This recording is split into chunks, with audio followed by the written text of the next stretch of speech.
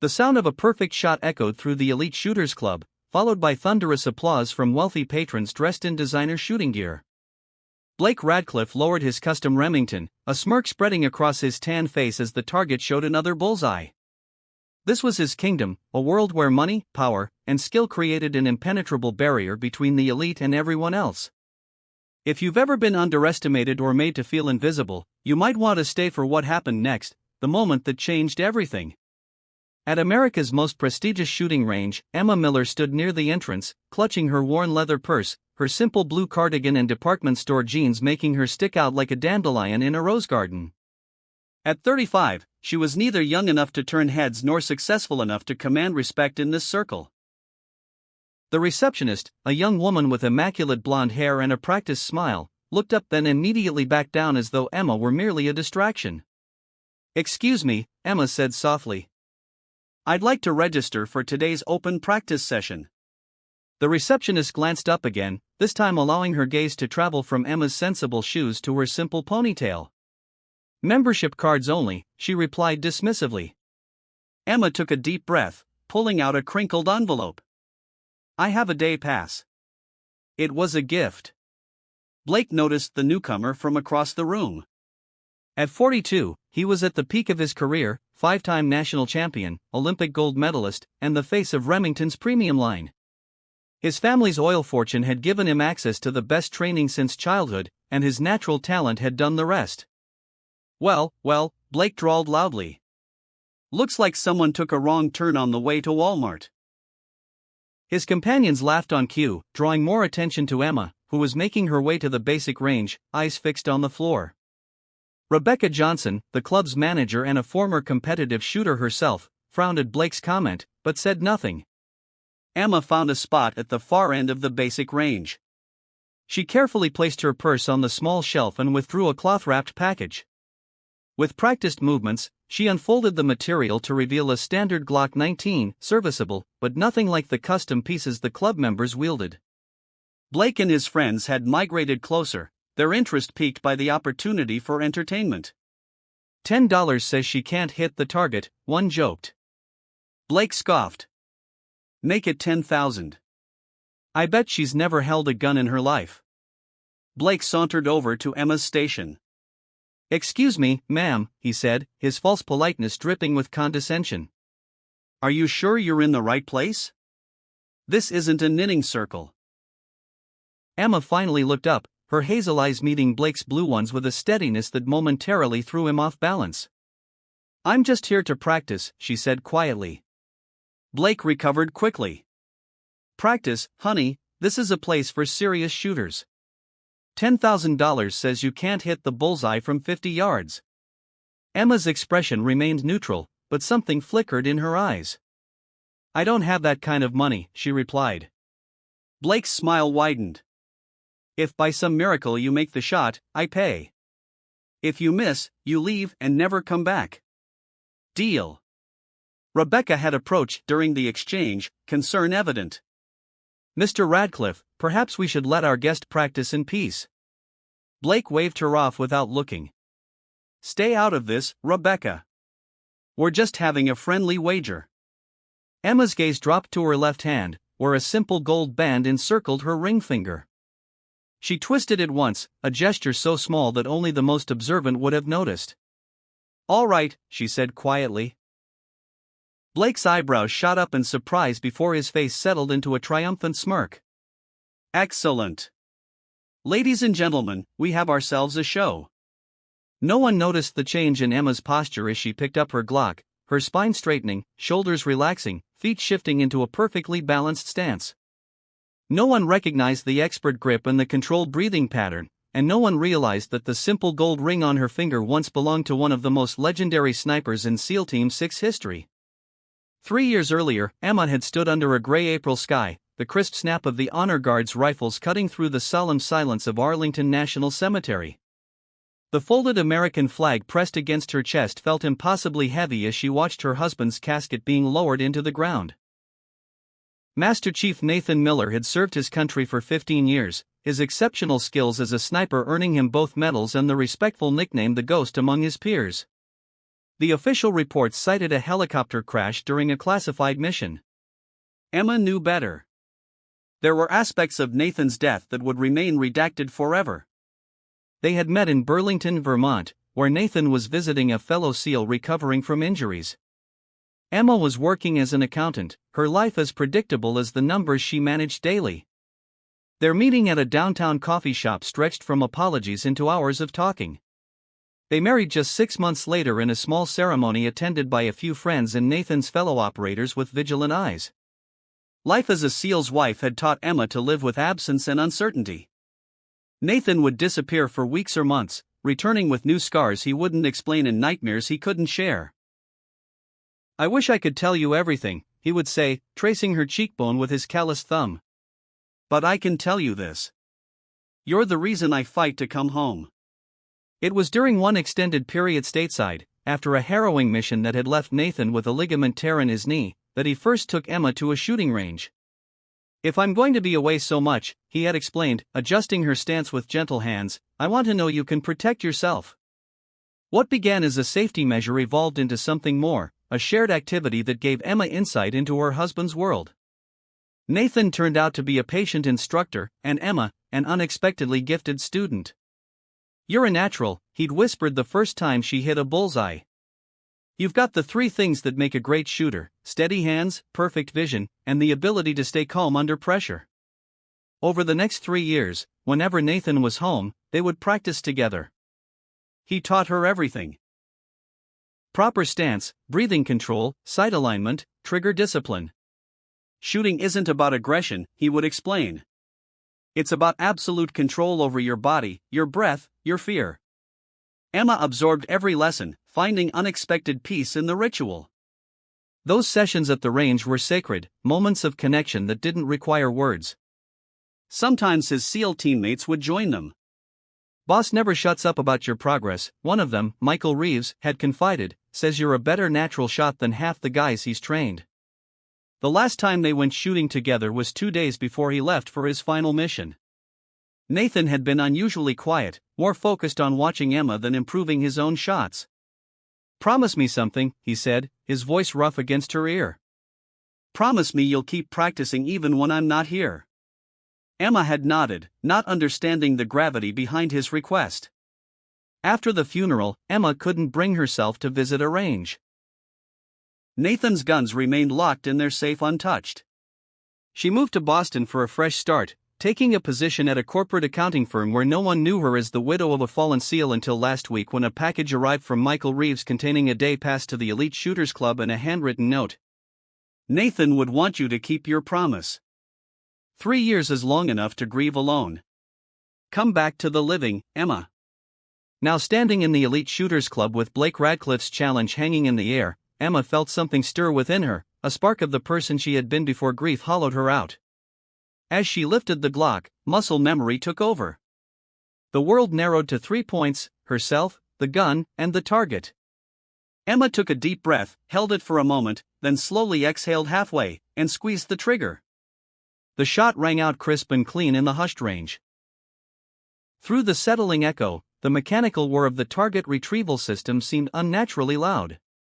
Blake maintained his amused expression, though uncertainty crossed his features as he noted Emma's textbook stance. The target moved slowly toward them, building suspense with each mechanical click. When the paper target finally arrived, a perfect hole marked the dead center of the bullseye.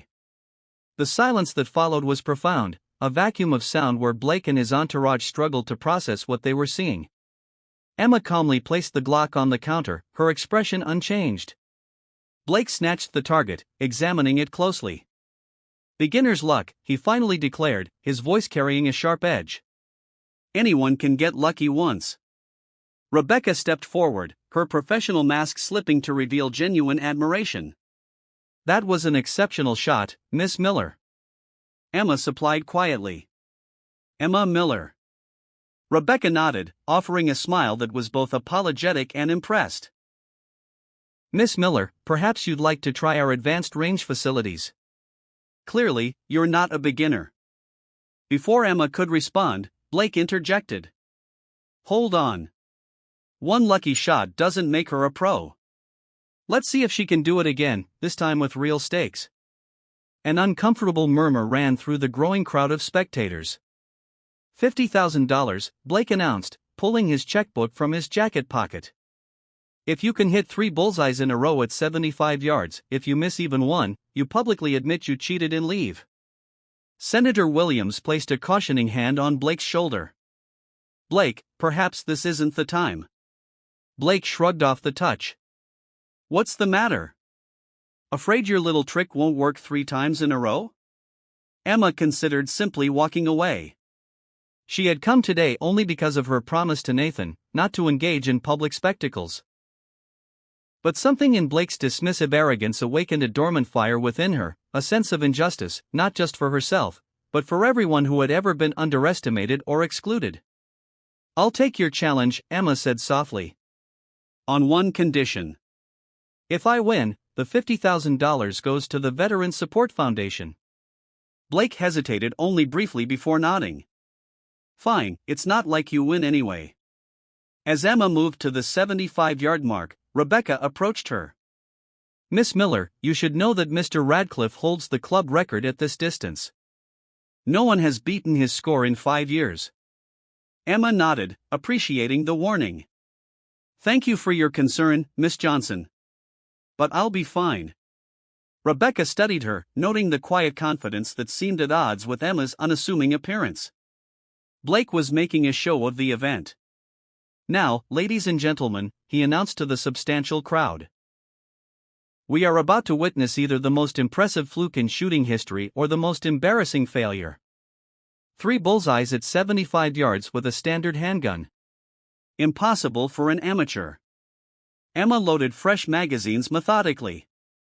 As she prepared, memories of Nathan's lessons filtered through her mind. When the pressure is on, he had told her, fall back on your training. Let your body remember what your mind might forget under stress. The range had gone completely silent, all attention focused on the confrontation unfolding. For the first shot, Emma took slightly longer to aim, adjusting to the increased distance. The crack of the gun was followed by another perfect hit. Blake's jaw tightened visibly. The second shot came more quickly with Emma adjusting her stance minutely before firing. Another bullseye. Before taking the third shot, Emma twisted her wedding ring once, feeling Nathan's presence as strongly as if he were standing beside her. The final shot split the air and hit dead center again. Blake's face had drained of color, his expression frozen between disbelief and fury. Rebecca returned with the 3 targets, displaying them for verification. There was no question. 3 perfect shots at a distance that would challenge even experienced marksmen. Congratulations, Ms. Miller, Rebecca said, unable to keep the admiration from her voice. That was remarkable. Blake snatched the targets, examining them with increasing desperation. This is impossible, he hissed. No one walks in off the street and shoots like this. She must have rigged something. Emma remained calm, though steel entered her voice. I believe we had an agreement, Mr. Radcliffe. Agreement with a cheater, Blake's voice rose. I'm not paying $50,000 based on some trick. Rebecca intervened. Mr. Radcliffe, Ms. Miller's performance was witnessed by dozens of members, including Senator Williams. The shots were legitimate.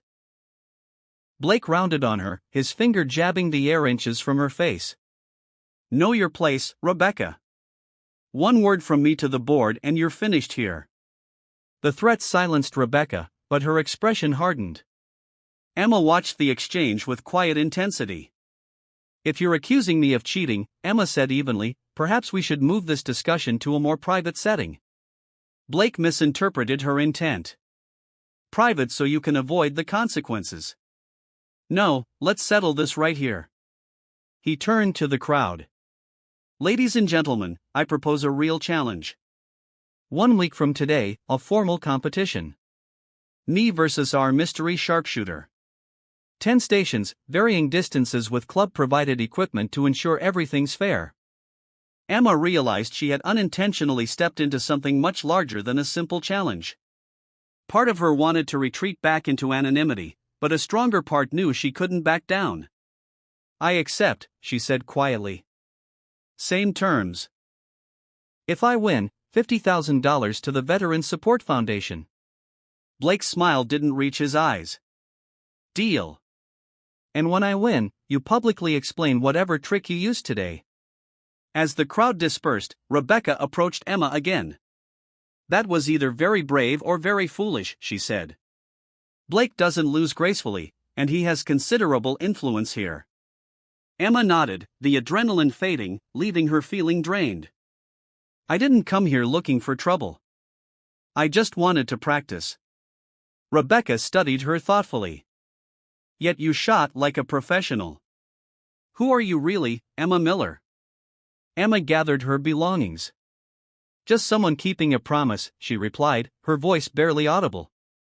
What neither Emma nor anyone else knew was that Blake was already making a phone call, instructing his personal assistant to find out everything about Emma Miller, no matter what it takes. The tremor in his voice betrayed more than anger. It revealed fear. Because Blake had recognized something in Emma's shooting that the others had missed, the distinctive technique of military training, executed with a precision that couldn't be faked. News of the confrontation spread quickly through Boston's upper circles. By evening, Blake Radcliffe was inundated with messages from friends, rivals, and journalists seeking details about the mysterious woman who had challenged his supremacy. Seated in his penthouse overlooking the Charles River, he swirled aged scotch in a crystal tumbler, his post-victory celebration ritual now a means to calm his frayed nerves. Jessica Thompson, his girlfriend, scrolled through her phone, monitoring the social chatter with increasing concern. They're calling her the unknown marksman, Jessica reported. Someone posted a blurry video of her last shot. It's already got thousands of views. Blake drained his glass. One lucky day doesn't make her a marksman. By next week, everyone will know she's a fraud. Jessica looked up, her expression unusually serious. Blake, honey, those weren't lucky shots. I've watched you compete for years. She's good. Really good. The sharp ring of his phone interrupted their conversation. Blake checked the caller ID, immediately straightening as he recognized his investigator's number. Tell me you found something, he demanded without preamble. The voice on the other end was apologetic. Not much yet, Mr. Radcliffe. Emma Miller, 35, works as a senior accountant at Meridian Financial. Moved to Boston from Virginia Beach 3 years ago. Clean record, pays her taxes, keeps to herself. No social media presence, no competitive shooting background. Blake's frustration mounted. That's impossible. Nobody shoots like that without training. Dig deeper. After ending the call, Blake paced the length of his living room. I don't understand. Who is she? Where did she learn to shoot like that? Jessica sat down her phone, watching him with growing unease. Blake, maybe it's time to let this go. Pay the charity. Chalk it up as an off day. Blake stopped abruptly, turning to her with an intensity that made her flinch. This isn't about the money. It's about my reputation, my legacy. Across town, Emma sat at her kitchen table, staring at her phone. Michael Reeves had called 3 times since she'd left the range. The shooting community was smaller than most people realized, especially among those with military connections. Emma brewed a cup of tea and carried it to her small balcony, the events of the day playing through her mind. A part of her regretted accepting Blake's challenge. The attention was unwelcome. Yet another part felt strangely liberated, as though something long dormant had awakened. Emma's phone buzzed again, displaying an unfamiliar number. After hesitation, she answered, Miss Miller, this is Rebecca Johnson from the Elite Shooters Club. Emma tensed. Miss Johnson, what can I do for you? Rebecca's voice carried an undertone of urgency. I probably shouldn't be calling you, but I thought you should know.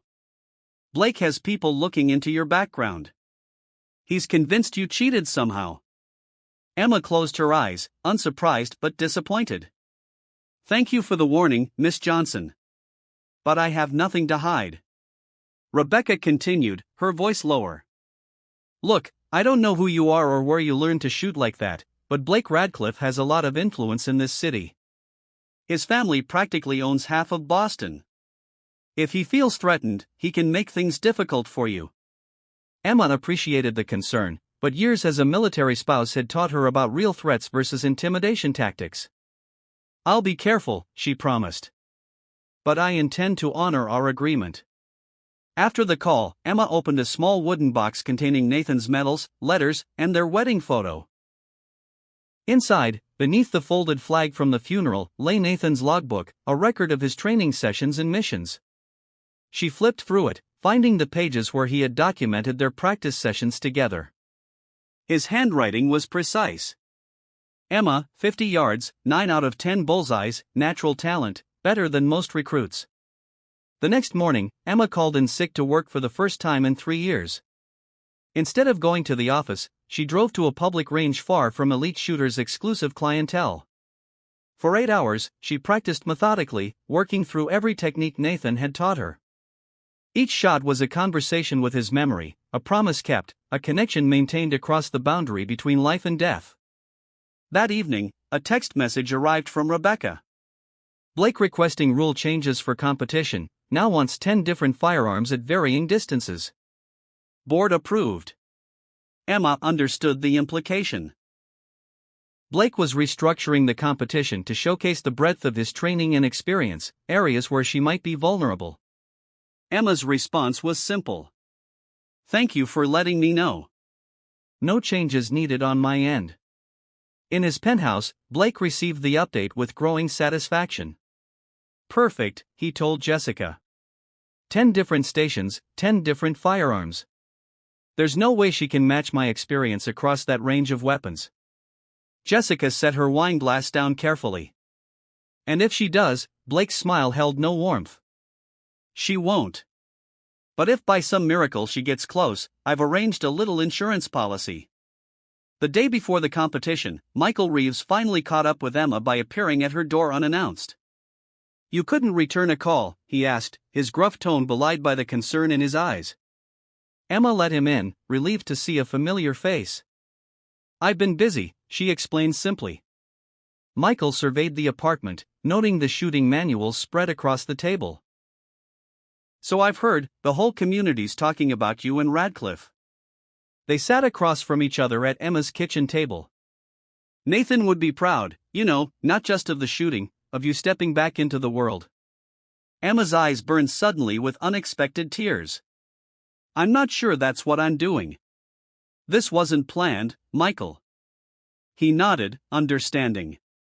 The best battles rarely are but sometimes they're exactly what we need. He reached across the table, his weathered hand covering hers briefly. You're not alone in this. I've made some calls. There'll be friends in the audience tomorrow. As Michael prepared to leave, he turned back at the door. One more thing, be careful with Radcliffe. Guy like that, with his money and connections, he's not used to losing, and he won't take it well if he does. Nathan would want you to watch your six. Emma nodded, appreciating both the warning and the military terminology. I will, and Michael, thank you for the pass, for everything. His smile was warm, just keeping a promise to a brother. That's what we do. Blake Radcliffe's investigation into Emma Miller had begun as a matter of wounded pride. By midweek, it had evolved into an obsession that consumed his attention more thoroughly than any competition preparation. The initial background check had yielded frustratingly little. No criminal record, no competitive shooting history, not even a speeding ticket. On paper, Emma Miller was exactly what she appeared to be, an unremarkable accountant living a quiet life. I want you to focus on Virginia Beach, Blake instructed his investigator. She lived there before Boston. Check shooting clubs, gun ranges, instructors, anyone who might remember her. And that wedding ring she keeps touching, find out about her husband. The investigator's voice remained professionally neutral despite Blake's increasingly demanding requests. I'll look into it, Mr. Radcliffe, but marriage records in Virginia. I don't care what it takes, Blake interrupted sharply. The competition is in 2 days. I need information now. After ending the call, he stood before the wall displaying his most prestigious award, the Olympic gold medal from 8 years earlier. The younger Blake in the photograph beamed with genuine joy, an expression that had grown increasingly rare as success accumulated and the pressure to maintain his position intensified. The breakthrough came late that evening as Blake was reviewing footage of Emma's shooting form. His phone rang, displaying his investigator's number. Virginia Beach was the key, Mr. Radcliffe. Emma Miller is the widow of Master Chief Nathan Miller, U.S. Navy SEAL, killed in action 3 years ago, highly decorated sniper. According to my source, Blake felt a chill run through him. A SEAL sniper? Are you certain? The investigator continued. Absolutely certain. Miller was known for training his wife. Military buddies called it a hobby, but he took it seriously. One contact remembered him saying she was a natural with exceptional potential. Is there anything else? Blake asked, his voice carefully controlled. Just one thing, the investigator replied. Miller had a nickname in the teams. They called him the Ghost for his ability to hit targets no one else could see. He held several unofficial long-distance records within the special operations community. Blake ended the call, sitting motionless as the implications settled over him. Emma Miller wasn't just lucky, and she wasn't a fraud. She was the protégé of a legendary military sniper. The narrative Blake had constructed of exposing an amateur's lucky streak was collapsing. Worse, the alternative narrative forming in its place was far more compelling, the widow of a fallen hero, honoring his memory through the skills he had taught her, challenging the privileged champion who had mocked her. Across town, Emma was unaware of Blake's discovery as she focused on her own preparations. On Thursday evening, she received another call from Rebecca Johnson. Ms. Miller, I wanted to update you on the competition details for Saturday. There's been another change. Blake has requested, and the board has approved, a modification to the scoring system. Each station will now be weighted based on difficulty, with the final station counting for 30% of the total score. Emma absorbed this information, recognizing the strategic manipulation. Let me guess, the final station involves a firearm that Blake particularly excels with. Rebecca's hesitation confirmed Emma's suspicion.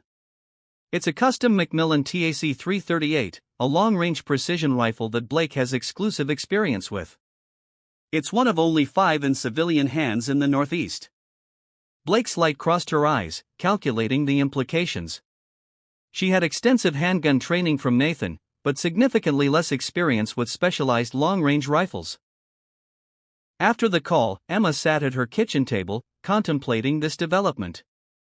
If Blake was investigating her military connections, it was only a matter of time before he discovered Nathan's identity.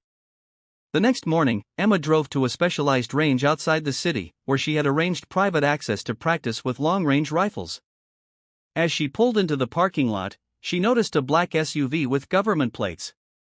Leaning against it was a tall man with the unmistakable bearing of Special Operations personnel.